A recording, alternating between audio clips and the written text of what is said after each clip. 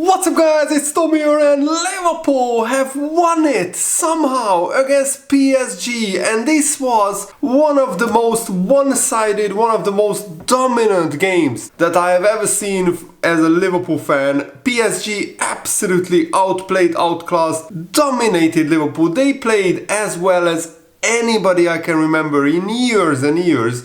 They had 27 shots against Liverpool, 10 shots on target.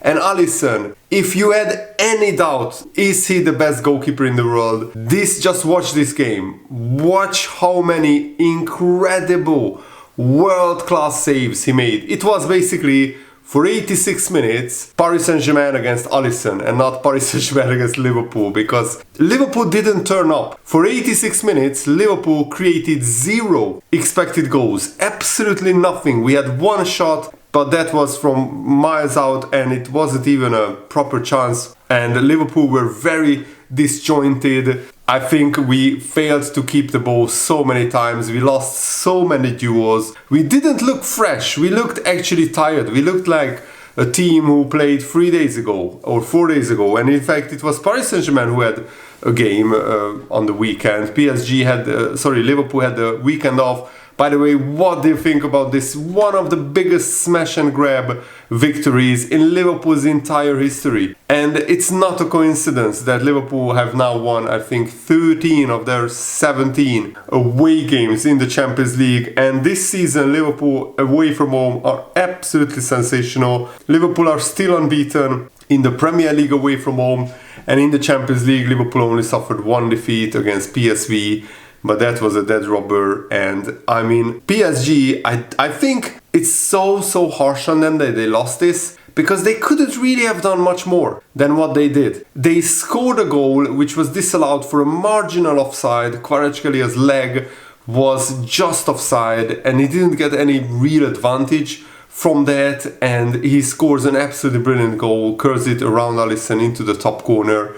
That was the only shot that went past Alisson. And also, I will be honest guys, even though I'm a Liverpool fan, I think Konate should have been sent off. Konate gets away with so many little shoves, little fouls that he does. Barcola was clean through on goal, and Konate he's not as fast as Barcola. And by the way, this Paris Saint-Germain team is absolutely sensational. They are much better than the Messi, Neymar, Mbappe era Paris Saint-Germain. And they were unbeaten for like 22 games before this one. They had the longest unbeaten streak of any team in Europe's top 5 leagues, ahead of Barcelona. And yet Liverpool beat them somehow. What a substitution by Arne Slot, bringing on Harvey Elliott, who scores with his first touch. The Liverpool fan Harvey Elliott. Little Harvey, the little magician, scores with his first touch. And what a brilliant pass by Darwin Núñez. I'm so happy for him. Darwin Núñez deserves a lot of credit for this. And Alisson deserves a lot of credit for this. So yeah, Konate's shove, I think if the referee gives that as a red card, VAR doesn't overrule him.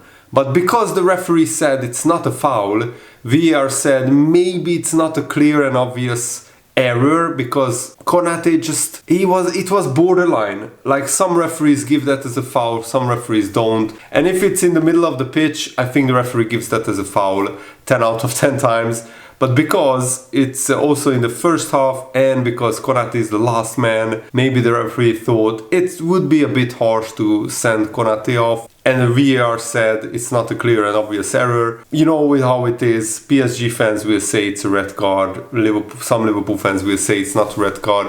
It would have been a soft red card, but if it was the other way round, and I'm trying to be honest here, I would have been furious if the PSG defender did that to a Liverpool attacker and didn't get sent off, because Barcola would have been clean from goal if Konate doesn't shove him in the back. And it was a little shove, not a big push. It was a little shove with the Konate's elbow, and it was just enough to unbalance Barcola, so he falls over maybe too easily. Maybe that's how the referee decided it's not a red card, because Barcola falls over a little bit too easily. It just felt a foul, I will be honest. And Liverpool got away with so much today, because Alisson made save after save after save. Paris Saint-Germain actually were so intense in their pressure. Liverpool couldn't play out. Every time a Liverpool player had the ball, even our defenders, 2 or 3 PSG players were high pressing him very, very intensely. And Liverpool couldn't play out from the back, and we couldn't even get any patterns of play in the midfield, because every time we actually got the ball and we could have built up a little bit of possession, we kept giving the ball away.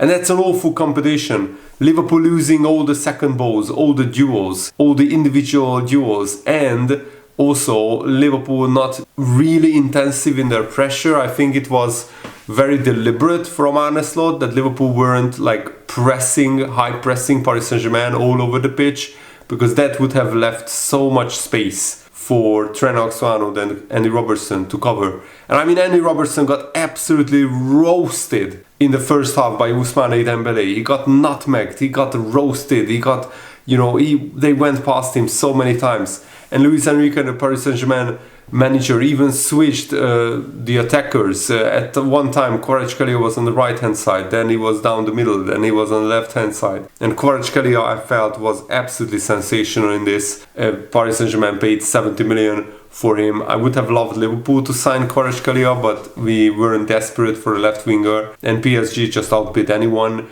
And what a signing he is. And I think Paris Saint-Germain, with this team, if they continue developing like this, they could be a Champions League contender maybe next season. Hopefully this season Liverpool can knock them out. This tie is still far from over.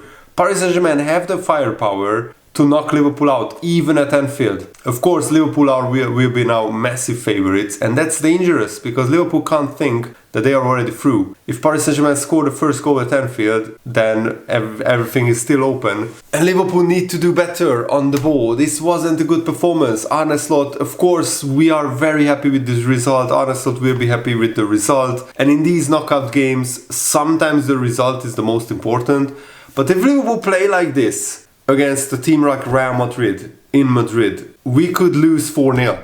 I mean, today we could have lost 4-0 if Alisson didn't have one of his best days of his career. The amount of incredible saves in the first half, and especially in the second half, he made world-class save after world-class save. Absolutely sensational. And what Paris Saint-Germain did is, they inverted Hakimi and sometimes even Nuno Mendes. So Robertson had to come inside a little bit, and that left Dembele and Barcola and whoever was on the wing, Doué in the second half, on one-on-one with Robertson or with Trent Alexander-Arnold. Trent Alexander-Arnold lost so many duels. The PSG players were like dribbling past him like he was just a cone and not a moving defender. Trent Alexander-Arnold's defending, if he goes to Real Madrid, I will not miss that part of his game. And yes, when in attack, he creates brilliant chances, that's fantastic, but Trent Alexander-Arnold defensively is a big liability. And alongside Andy Robertson, who is way past his prime, Liverpool have massive weaknesses in the fullback positions this season. And Paris Saint-Germain actually exploited them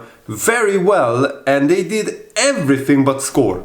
That was a classic game of, one-way traffic. Paris Saint-Germain battered Liverpool on the pitch without actually scoring, because Allison had incredible world-class performance. Honestly, this is probably Alisson's best game in his whole career.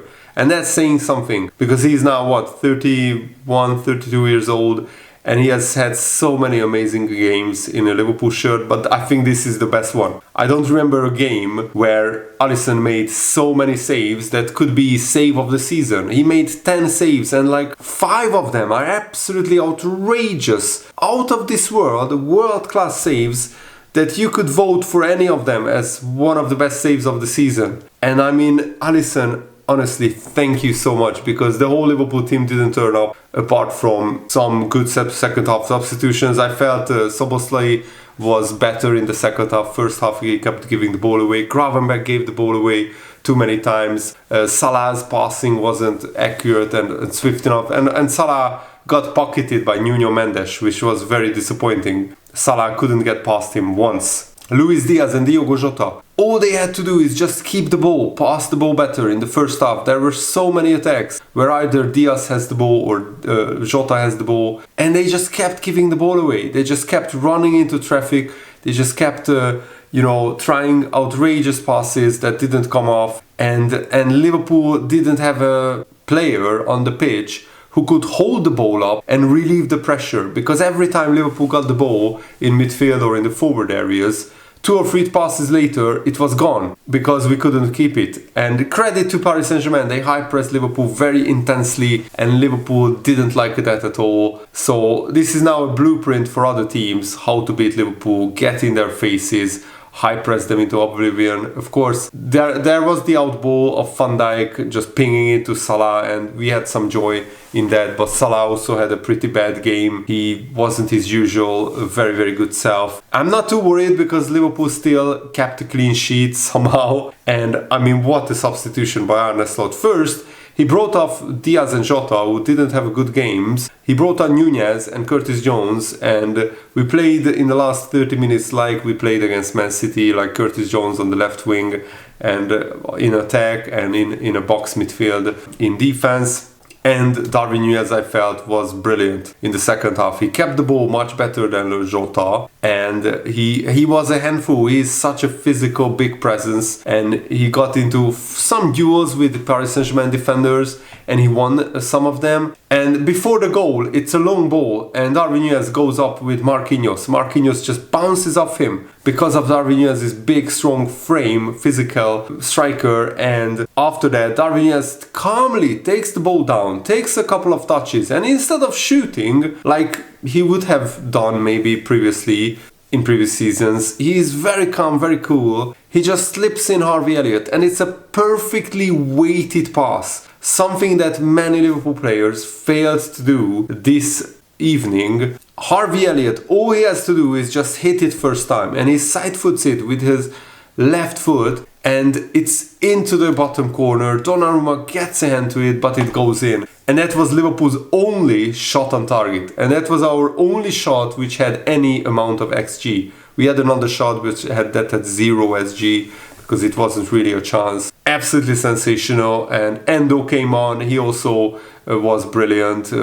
Just kept nullifying the Paris Saint-Germain attacks. Endo is such a brilliant player to come on, to bring on and close out the game. And this is one of the most famous Liverpool victories in their European history. And that is saying something, because Paris Saint-Germain were the better team, much the better team. I mean, 10 shots on target to 1, 27 shots to 2 shots by Liverpool. So Paris Saint-Germain had 13 times as many shots as Liverpool, and still Liverpool won the game. But this needs to be a wake-up call that you can't play this badly, you can't keep giving the ball away, and you can't play without any intensity, because at another time Liverpool would get massively punished and slaughtered. We could have lost 4 or 5-0 today. I'm not even exaggerating. If you watch the highlights, with another goalkeeper or with a little bit of, bad luck, Liverpool could have conceded so many goals today. So let's just say credit to the team, congratulations, and dust ourselves down, win against Southampton, and then the big second leg is coming up, and surely Liverpool will play much, much better at Anfield. Liverpool can't play much worse than this. Defensively, we were okay, we were solid. We blocked a lot of shots. Szoboszlai blocked the shot on the line. The hero, the man of the match, is Allison by an absolute country mile. Nobody comes even close. And shout out to Darwin Nunez and Harvey Elliott for combining for the winning goal. Curtis Jones also coming on as a substitute. I felt he kept the ball much, much better than Ryan Gravenberch. And yeah, McAllister and Szoboszlai didn't give the ball away as much as Gravenberch, but still, they had better days. Absolutely sensational victory by Liverpool. I'm scratching my head how Liverpool won this, but I'm happy they did. Thanks for watching, guys. Have a nice day. See you later. Good night.